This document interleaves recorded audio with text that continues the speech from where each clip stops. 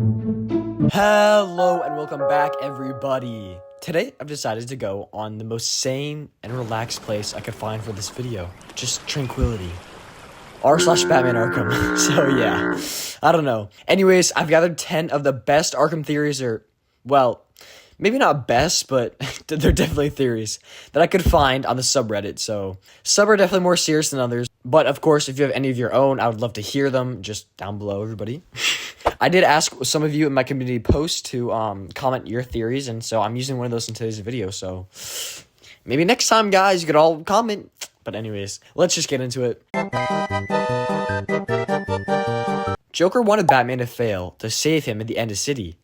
Joker knows Batman won't forgive himself if he fails to save a life. And in a hallucination scene in Night, Joker says, "You killed me, remember?" Everything Joker says in Arkham Knight is essentially an internal monologue from Batman, proving that Batman feels guilty for Joker's death.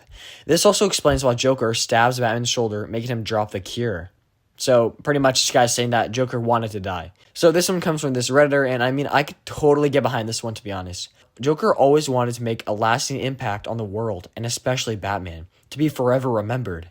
And with Batman, one of the most worldly renowned superheroes failing to save him, that is definitely something that Joker would do, to try to have himself killed.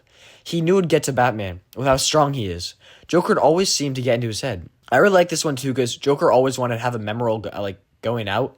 And so Joker wanting to die from Batman, it would definitely make him remembered. So yeah, this one's solid 8.5 out of 10. I'm not ranking all of them, but I really like this one, and I definitely think this could happen. Batman is a powerful maniac that can destroy everything. So the supervillains in GCPD are just people hired by the government to keep Batman busy. So GCPD and the villains put together these elaborate schemes just to keep Batman busy and to keep him contained in Gotham, so he doesn't get out of Gotham and destroy everything. This also explains how villains are always one step ahead of him, and how Riddler can always hide these trophies around in places even like the Batcave, and Robin's in on it too. So yes, this one's a bit of a stretch and really veers away from Batman canon or anything close to it. I can't think of any story like in a comic that's kind of like this. Obviously there's some, but it's kind of a whole Moon Knight scenario. Hype for season 2, by the way. But I do like it, and it's a pretty fun one. But some things do make some sense, like the Riddler trophies being in random places, like the Batcave, and the villain thing, which I actually saw a lot of in the subreddit, talking about Bruce's villains always being one step ahead. But I do want to bring up this comic, which talks about Alfred making up villains for Bruce to fight, since he's kind of getting bored of crime, and just taking out, like, lowly street thugs all the time, with Alfred actually playing the Joker.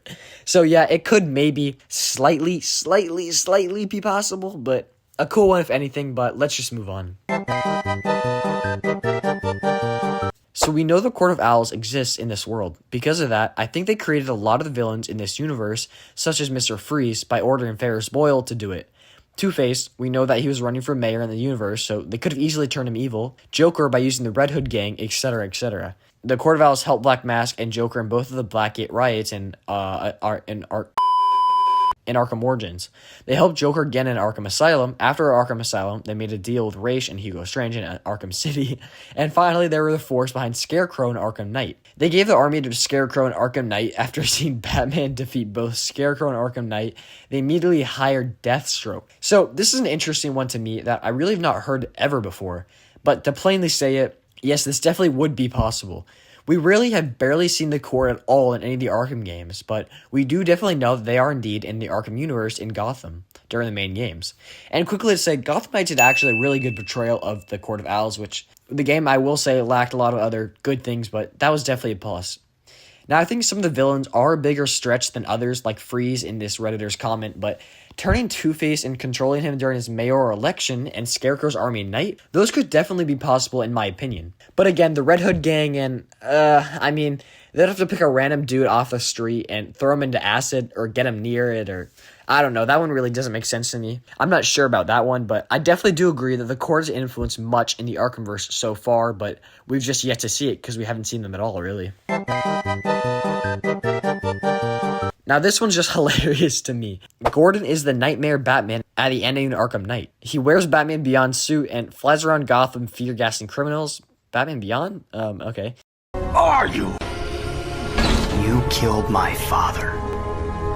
Do you have the slightest idea how little that narrows it down? Only reason it makes sense is the things Gordon says at the start of the game and that Nightfall Protocol. Anyways, though this is not super possible, it's still hilarious and something that Jim would absolutely do. But of course, Batman wouldn't let him do it. And if Bruce doesn't, he's not going to get the suit.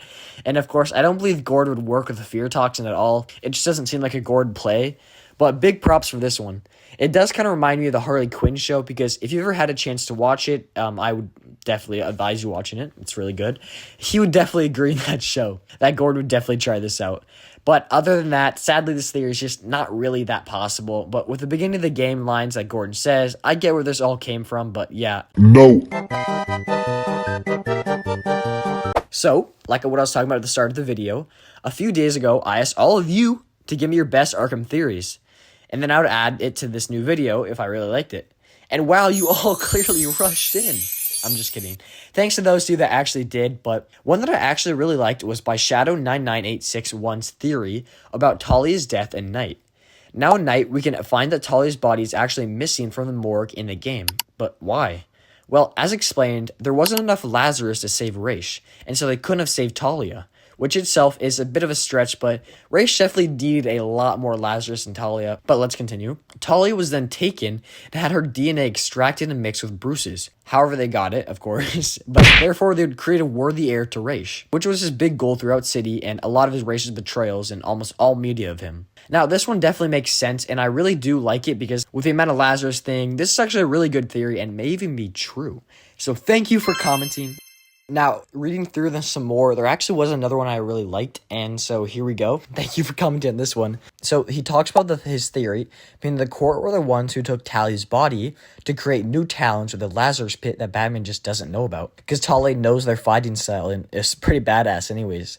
Now, this one's actually pretty good, and I really do like it. Overall, I think it's a pretty good theory, and I do definitely think it's possible, and of course, it kind of delves more deeply into the Court of Owls in the Arkham universe, which I always love to talk about. But yeah, I think it's a good theory. Talia's body, it's a mystery, but I really like that one, and I think the court would definitely do that if we got to see more of them. And them having a secret Lazarus pit with how much mining and what they really do behind the scenes, it's definitely plausible. And they're obsessed with their talent, bitch. Anyways, thank you for commenting. This is a good one. And of course, I did read the other ones you guys commented on the post, and there are some other ones I liked too, but I think this one, in my opinion, was probably the best for the video. Well, now this next one's, well, it's definitely a theory. So here it is. Batman is a third identity which himself doesn't know about, and sometimes he helps villains, and sometimes it gives clues to the Batman. That's why villains are surprisingly steps ahead, but Batman can beat them more surprisingly. Okay, what? Anyways, also Batman's illness in Arkham Knight and Hush would be the sign of the third character inside of him. What? Inside? So, yeah, another one talking about the Bat's villain somehow seeming to always be ahead of him. But this one to me just doesn't really make any sense at all, and goes heavily against the lore, because Alfred would first of all know about it, but with Batman being around all night pretty much, and Bruce Wayne, well... Bruce Wayne all day, I couldn't see where Bruce would have any time to do any of that. And Bruce is just too much of a known figure. So yeah, this one definitely doesn't make all too much sense with such specific characters like Batman, who already has two personas that take up so much of his time, but you never know. And maybe if it's like the Robert Pattinson universe, I mean, I could kind of see it because he really never goes outside. No offense. And finally, this person talks about Hush and the Batman illness, which I don't really get what he's talking about there. None of that really connects to what he's talking about, but maybe I'm missing something. Anyways, this theory was definitely a theory, but a cool one at that. Anyways, let's move on. Now, this theory is just as much about the original comment and the reply. Let's take a look. So in the original comment, it says that Batman actually died in the Ace Chemicals explosion we see in Night, which alone is obviously just a random comment to make with nothing to back it up. But then the reply explains that the brain actually stays awake for about 8 seconds after death, which is pretty common knowledge in the real world. But in that 8-second window, your brain will go through various things in your memories and just kind of the good things in life, not necessarily good things, but goes through your memories. And so they add on that in the rest of Night is all in Bruce's head that he created. Then the Justice League swoops in and kicks Scarecrow's ass pretty much. Now, this would be cool and all, but if the brain just goes through memories in that 8 seconds, not the future or what could happen, I don't really get how he would imagine the rest of the Arkham Knight. But I do like this one. It's pretty good. And that Ace Chemicals explosion did feel a bit weird to me.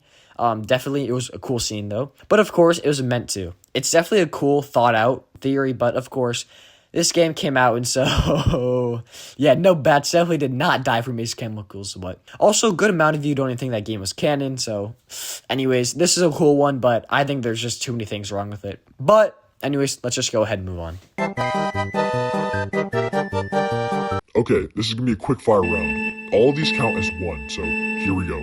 Jason isn't really mad that Bruce didn't save him. He's mad that Ace that Bat was killed in between the games off screen. Yes, fucking obviously, guys. And next, before Arkham Knight came out, I was already certain it was gonna be Jason Todd, but I also theorized that could be Frank Boyles. I mean, Frank the Tank? Yeah, fucking obviously. I still believe that Arkham Knight is Boyles. I mean, come on, guys. All the games are connected. Gosh, guys, can we really get some serious theories here? I mean, come on, man. It's not like this community needs more hate and rude comments on the games. Right? Anyways, that was a quick fire round. Let's move on. Now, the whole ending is just Batman acid tripping on fear toxin.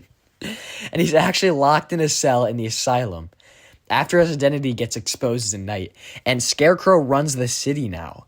He doesn't kill Batman because he takes more pleasure in checking up on him from time to time and seeing him trip balls 24/7. Now, this is a beautifully worded theory, and really thank you, Reddit. Now, this one, Scarecrow definitely do. Though it's similar to the other ones, this idea isn't really too far off or crazy if you ignore Suicide Squad Kill the Justice League. Though Scarecrow's fear toxin is insanely powerful, I can only imagine Bruce being able to build up a toxin tolerance after a while, which most people do with regular drugs anyways, and of course we're talking about Batman or Bruce Wayne. Now, if it doesn't, of course, kill Batman, he'll probably get through it. But imagine a Gotham run by Scarecrow even after night. Yeesh. Yeah, that would be something, but a pretty good theory, in my opinion. I like it. It's definitely one that I can imagine seeing in a comic book. So overall, this is a pretty good one. And finally, one of the most groundbreaking theories, I would personally say. Comment below if you disagree, but... Okay, guys, here we go. In 3, 2, 1... Bruce Wayne is bigger cock than Aaron Cash. Thanks for watching!